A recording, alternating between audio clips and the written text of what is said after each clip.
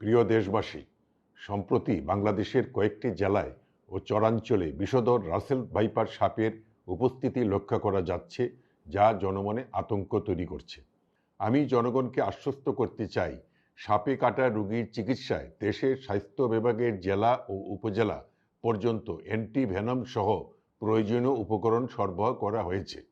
এছাড়া উপজেলা পর্যন্ত সাপে কাটা রোগীর চিকিৎসায় করণীয় সম্পর্কে আমাদের ডাক্তার সহ স্বাস্থ্যকর্মীদের প্রয়োজনীয় প্রশিক্ষণ প্রদান করা হয়েছে। মনে রাখতে হবে, বিষাক্ত সাপে কাটলে বাঁচার পথ একটাই, তা হলো দ্রুত হাসপাতালে নিয়ে যাওয়া।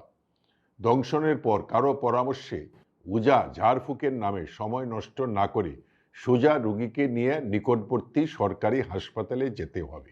আসুন আমরা সকলে এ বিষয়ে আতঙ্কিত না হয়ে সচেতন হই। জয় বাংলা, জয় বঙ্গবন্ধু।